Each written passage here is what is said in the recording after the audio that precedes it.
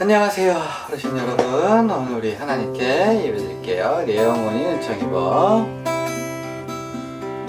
내 영혼이 은총 입어 중한 죄지 벗고 보니 슬픈 마음 이 세상으로 전국으로 와도다. 할렐루야 찬양하세. 내 모든 죄 사함받고 주 예수와 동행하니 그러지나 하늘나라. 하나 둘 셋 넷. 하나님 세상을 이처럼 사랑하사 독생자를 주셨으니 예수 믿으며 멸망하지 않고 영생을 얻으리로라. 요한복음 한 번만 더 할까요?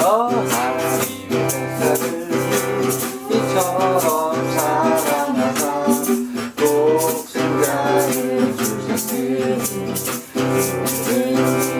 예수 믿으며 멸망하지 않고 영생을 얻으리로라.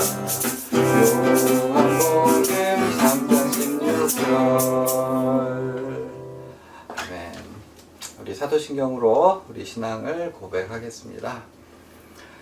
전능하사 천지를 만드신 하나님 아버지를 내가 믿사오며 그 외아들 우리 주 예수 그리스도를 믿사오니 이는 성령으로 잉태하사 동정녀 마리아에게 나시고 본디오 빌라도에게 고난을 받으사 십자가에 못 박혀 죽으시고 장사한 지 사흘 만에 죽은 자 가운데서 다시 살아나시며 하늘에 오르사 전능하신 하나님 우편에 앉아 계시다가 저리로서 산 자와 죽은 자를 심판하러 오시리라.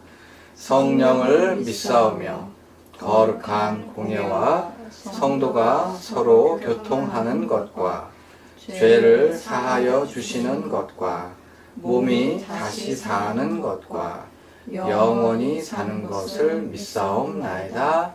아멘.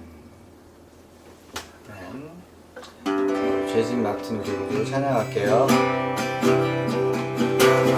죄짐 맡은 우리 구주 어찌 좋은 친구인지 걱정 근심 무거운지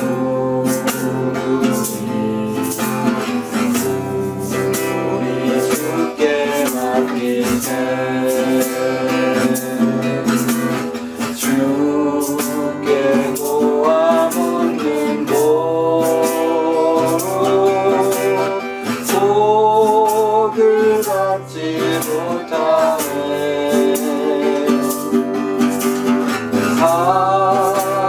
사람들이 어찌하여 아랠 줄을 모를까. 저 높은 곳을 향하여 찬양할게요. 저 높은 곳을 향하여 날마다 나아갑니다. 내 뜻과 정성 모아서 날마다 기도합니다. 내 주여 내 맘 붙드사 그곳에 있게 하소서. 그것은 빛과 사랑이 언제나 넘치오니. 저 높은 곳을 높은 곳을 향하여 날마다 나아갑니다. 내 뜻과 정성 모아서 날마다 기도합니다.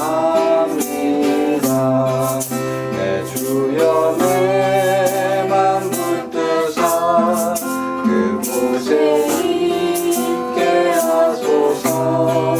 그것은 빛과 사랑이 언제나 넘치옵니다.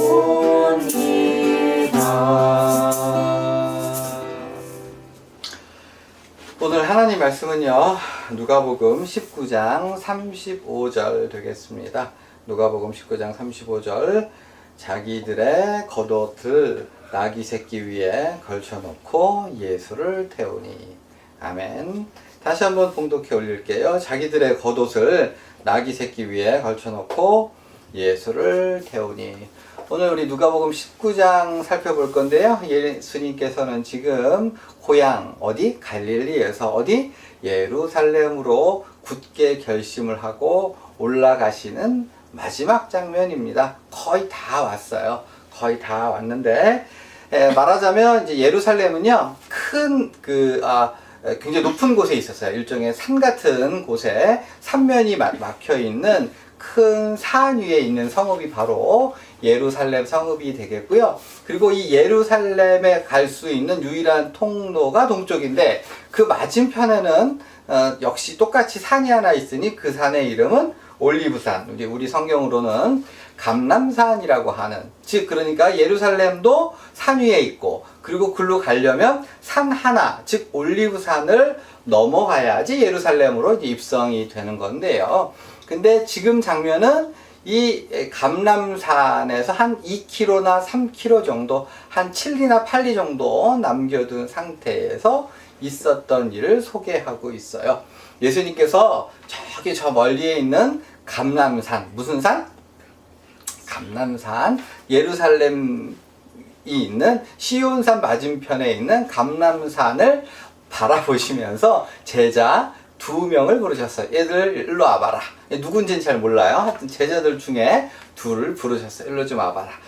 저기 앞에 마을이 보이지? 벳바게와 베단이라고 하는 마을, 즉 감람산에 있는 마을이 보이는데, 저기 가가지고 보면 나귀 새끼가 한 마리 매여 있을 거예요. 그거 풀어가지고 오너라. 그랬더니 제자들이 놀랬겠죠? 도둑질을 하라고쇼? 그랬더니 주님께서 쓰실 거다 이렇게 말을 하면 보내줄 거야. 그래서 그 말을 믿고 제자 2이 날랭 걸음으로 이제 베단이나 벳바게로 이제 갔어요. 그 마을로 갔더니 진짜로 나귀 새끼가 아무도 타보지 않은 어린 나귀 새끼 한 마리가 줄로 메어져 있어요. 그래가지고 2 제자가 주위를 봤더니 아무도 없어. 그래가지고 줄을 풀러서 딱 그 나귀 새끼를 데리고 오려는 그때에 그 옆에 있던 누가? 나귀 새끼의 주인이 물어본 거예요. 여보세요, 당신 뭐 하는 거요? 라고 했더니 제자들이 예수님께서 가르쳐 주신 그대로, 주님께서 쓰실 겁니다 했더니 그 주인이 얼른 가져가시라고 얘기를 했고요. 그래가지고 이 2 제자가 예수님의 말씀대로 나귀 새끼를 예수님 앞으로 끌고 왔어. 그랬더니 다른 제자들이 그 위에다가 옷을 벗어서 나귀 위에 올리고, 길에도 자기들의 옷을 다 깔고, 그리고 나서 이제 감람산으로 해서 어디로? 예루살렘으로 들어가는 거예요. 그랬더니 그 옆에 있던 수많은 예수님을 따르는 제자의 무리들이 이제 찬양을 한 거죠. 가장 높은 곳에서 영광이요, 하늘에는 평화로다 라고 막 소리를 치고 있는 장면, 이것이 바로 오늘 누가복음 19장의 예루살렘 입성 사건. 이거 이제 우리나라 번역본에는 그렇게 잘 안 나와 있는데, 이제 외국의 학자들은 이렇게 예수님께서 예루살렘으로 입성하신 거를 개선식이라고 이름을 붙였어요. 뭐라고요? 뭐라고요? 개선식이라고 했어요. 영어로는 The Triumph Entry라고 했어요. 개선식. 네, 발음이 좀 구려요. 발음은 좀 안 좋지만 하여튼 개선식이라고 했는데, 개선식이라고 하면 뭐예요? 전쟁에서 이기고 온 왕이나 장군이 말을 타고 그 많은 백성들이 보는 앞에서 막 영광을 드러내면서 이렇게 가두행렬을 하는 걸 개선식이라고 한 거죠. 이 가두행렬, 즉 개선식에서 제일 유명한 나라가 어느 나라일까요? 로마예요. 이 로마는 처음 생겨날 때부터 개선식을, 그 왕이 개선식을 했던 나라인데, 그 영광이 진짜 아주 비교할 수 없을 만큼 영광스러운 그 개선식을 치루었던 걸로 유명했어요. 어떻게 했냐면 이 로마의 장군이 싸움에서 승리하고 돌아왔다 그러면 그냥 말을 타고 오는데, 그냥 말을 타는 게 아니라 말 4마리가 이끄는 큰 전차를 타고 이렇게 막 손을 흔들면서 장군이 입성을 하고, 그 뒤로는 뭐가 있을까요? 포로들이, 귀족인데 막 쇠사슬에 묶어가지고 귀족들이, 이렇게 붙잡힌 귀족들이 포로로 돼서 막 질질 끌려가고, 그 뒤에는 큰 수레에다가 적군한테 얻은 각종 보물들을 가지고 실어놓고 따르고, 그러면서 가두행렬을 할 때 금화나 은화 같은 걸 막 던지면서 보라 이거지. 우리 장군이 이렇게 큰 승리를 거두었다. 이거를 로마의 개선식이라고 했던 거죠. 근데 오늘 본문을 보면 예수님께서 개선식을 어떻게 했습니까? 나귀를 타고, 그리고 기껏해야 사람들이 나뭇가지 흔드는 걸로. 게다가 예수님께서 뭘 타셨어요? 나귀도 탔는데, 나귀도 아니고 나귀? 새끼였던 거죠. 그리고 그 위에 사람들이 입었던 냄새나는, 그 다음에 이렇게 막 때가 바랬던 지저분한 겉옷을 그 위에 깔고, 그리고 나서 예루살렘으로 개선식을 했던 거죠. 생각할 수 있는 초라함의 극치가 아닙니까? 그래요, 안 그래요? 굉장히 초라한 거죠. 그런데요, 더 재미있는 것은 오늘 본문에서 예수님께서 입성하는 이 개선식을 그릴 때 예수님께서 가장 신경 쓰신 게 뭐냐 하면, 나귀 새끼를 타고 들어가는 것을 굉장히 신경 쓰셨다는 걸 강조해서 보여주고 있어요. 예수님께서는 일부러 꼭 반드시 틀림없이 나귀의 새끼를 타고, 그 포만 나고 보잘것없고 형편없는 이방인들 개선식은 황금으로 장식된 말을 타고 개선식을 하는데 반해서 예수님께서는 어떻게? 나귀, 그것도 나귀 새끼, 냄새나는 사람들의 겉옷, 황금길이나 주단길이 아니라 사람들의 지저분한 옷 위를 밟고 걸어가셨다는 걸 오늘 본문은 강조하고 있는 거죠. 그런데 이것이 되게 중요한 거죠. 왜 예수님께서는 굳이 그 보잘것없는 나귀 새끼를 타고 예루살렘으로 입성을 하셨을까요? 왜 그랬냐 하면, 바로 하나님의 구원의 방법이 그렇게 공의와 구원과 그리고 겸손을 통해서 하나님께서 구원하셨기 때문에, 이것은 하나님의 방법이기 때문에 그래요. 그래서 스가랴 9장 9절에는 이렇게 되어 있어요. 스가랴 9장 9절을 제가 찾아서 봉독해 읽을 건데요. 스가랴 9장 9절, 보라, 너의 왕이 너에게 임하시나니 그는 공의로우시며 구원을 베푸시며 겸손하여서 나귀를 타시나니 나귀의 작은 것 곧 나귀 새끼니라. 이 말씀의 의미를 이해하시겠나요? 예수님께서 나귀를 타신 이유는 예수님께서 공의로우시고 겸손하시고 구원을 주시기 위해서 나귀를 타시고 오셨어요.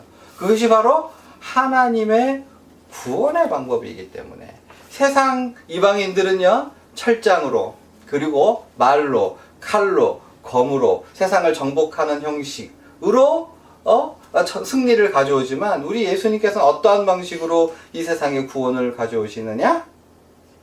겸손함으로, 온유함으로, 따뜻함으로, 낮아짐으로, 희생함으로, 배려함을 통해서 우리 하나님께서는, 우리 예수님께서는 우리를 구원하신다 라고 하는 사실, 바로 그것이 하나님의 방법이라는 거죠. 하나님께서는 반드시 이러한 방식으로, 뭘로요? 온유와 겸손과 희생으로 우리를 구원하시고, 그리고 그 길을 걸어가심으로 구원하시고, 우리도 동일하게 나귀 새끼를 타는 것과 같은 방식으로 우리도 살아가기를 원하셨어요. 이 말은 무슨 말이에요? 우리의 티나지 않고 드러나지 않고 높은 곳에 오르지 않는 방식으로, 즉 낮아짐으로, 겸손함으로, 온유함으로, 상대방을 배려함으로 우리가 예수님을 따르는 삶을 살 수 있다. 신앙이란 뭐냐면 내가 높은 곳에 오르는 방식으로, 즉 모든 사람들이 와 저랬으면 좋겠다, 이렇게 돼야지 하는 걸 쫓아가는 방식으로 하나님의 구원의, 하나님의 천국 백성으로 살아가는 것이 아니라, 어떠한 방식으로? 내가 티나지 않고 영광이 드러나지 않는 방식. 다시 말해서, 쉽게 말해서 하나님의 구원의 방식은요, 오늘 반석이가 밥을 했어요. 밥을 하는 방식으로. 분명히 엄마가 할 수 있는 일이고 아빠가 할 수 있는 일이지만, 가족을 위해서 밥을 하고 또 청소를 하고 쓰레기를 치우고, 이러한 방식으로 하나님의 원하시는 그러한 천국 백성으로의 삶을 살아간다고 하는 거거든요. 높은 곳에 오르는 것이 아니라 일상의 극히 작고 보잘것없고 티나지 않고 영광이 드러나지 않는 그러한 사소한 것들을 성실하게, 온유하게, 겸손하게 살아감으로써 하나님께서는 당신의 영광을 받으신다는 거예요. 그래서 오늘 본문에 하늘의 영광, 하늘의 평강, 어떻게 해요? 나귀를 탐으로. 다른 말로, 쉬운 말로, 그죠? 내가 가족의 짐을 덜어주는 것으로, 내가 티나지 않지만 그 사람을 위해서 기도해주고 같이 울고 같이 웃고 마음을 낮게 해서 더불어 함께 살아가는 것, 그것이 바로 하나님이 가장 귀하다고 여기시는 일이고, 하나님께서, 예수 그리스도께서 우리를 위해 죽으셔서 너희는 이렇게 살라고 하신 그 길이 바로 온유와 겸손의 길이 있다는 것. 때로는 우리가 일상에 가족의 뒷바라지를 하거나 보이지 않고 티나지 않는 작은 일을 할 때 이게 무슨 의미가 있는가? 나의 삶은 왜 이렇게 초라한가? 라는 생각이 드실 수도 있지만, 그러나 분명히 우리는 기억해야 합니다. 하나님께서, 즉 예수님께서 그 길을 걸어가셨고 똑같이 우리에게 그 같은 길을 요구하시고 그것이 가장 영광스러운 길이라고 말씀해 주셨어요. 가족을 위해서 뒷바라지를 하고 일상의 작은 일을 하고, 그 다음에 마음을 낮추어서 온유하고 겸손한 마음으로 기도하며 일상의 작은 일들을 감사함으로 하루하루 살아가는 것이 가장 위대한 일이라고 하는 사실을 늘 기억하셨으면 좋겠습니다. 우리 예수님 가르쳐주신 기도로 예배를 마치겠습니다. 하늘에 계신 우리 아버지여, 이름이 거룩히 여김을 받으시오며 나라가 임하시오며 뜻이 하늘에서 이루어진 것 같이 땅에서도 이루어지이다. 오늘 우리에게 일용할 양식을 주시옵고 우리가 우리에게 죄 지은 자를 사하여 준 것 같이 우리의 죄를 사하여 주시옵고 우리를 시험에 들게 하지 마시옵고 다만 악에서 구하시옵소서. 나라와 권세와 영광이 아버지께 영원히 있사옵나이다. 아멘.